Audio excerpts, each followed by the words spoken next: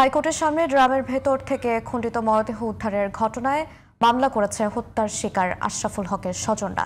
শুক্রবার রাজধানীর শাহবাগ থানায় অজ্ঞাতনামা কয়েকজনকে আসামি করে মামলা করেছেন নিহত আশরাফুল হকের বোন। ব্যবসায়িক দ্বন্দ্ব অথবা আর্থিক কারণে নৃশংস এ হত্যার ঘটনা ঘটতে পারে বলে আশঙ্কা সংশ্লিষ্টদের। আরও জানাচ্ছেন মহসিন কবির।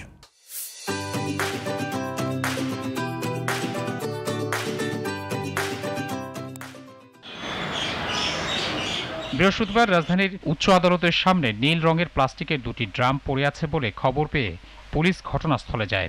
ড্রাম দুটি খুলে চালের নিচে মাংসের টুকরো দেখতে পান পুলিশ কর্মকর্তারা। উদ্ধার করা হয় মানবদেহের ২৬টি টুকরো।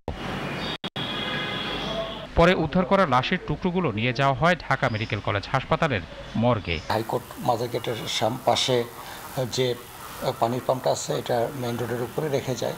কে বা কারা রেখে যায় এটা আমরা এখনো শনাক্ত করতে পারি নাই। প্রায় ২৬ টুকরোর মতো ছিল।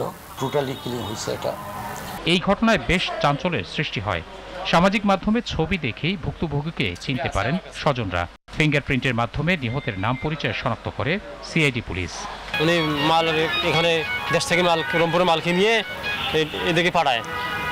এখন ওই মালের টাকা নিতে আসছে নাকি কি কারণে মারি ফেলাইছে সেটা আমরা কইতে পারি না। নিহত মোহাম্মদ আশরাফুল হক রংপুর থেকে কাঁচামাল এনে ঢাকায় বিক্রি করতেন। মঙ্গলবার বন্ধু জর্জেসের সাথে রংপুর থেকে ঢাকার উদ্দেশ্যে রওনা হন তিনি। কিন্তু বৃহস্পতিবার খবর মেলে খণ্ড টুকরো অবস্থায় পাওয়া যায় আশরাফুলের মৃতদেহ।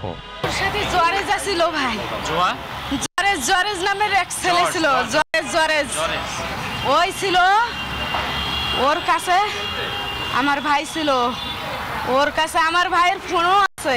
আমার ভাই মারা গেছে, ওরাই মাইরে ফেলে, ওরা এখন নাই। শুক্রবার শাহবাগ থানায় অজ্ঞাত কয়েকজনকে আসামি করে মামলা করেন নিহতের বোন। দ্রুতই এই ঘটনার রহস্য উদ্ঘাটনে সক্ষম হবেন বলে আশা পুলিশের এই কর্মকর্তার। এই মামলাতে যেহেতু অজ্ঞাতনামা আসামিদের বিরুদ্ধে মামলা হয়েছে, এখন এই মামলাতে কারা ইনভলভ আছে এই বিষয়গুলো বলার মতো এখনো সময় হয়নি। আমরা যেহেতু এটা তদন্তাধীন বিষয়।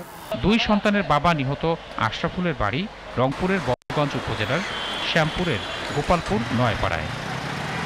মহসিন কবির, জিটিভি নিউজ, ঢাকা।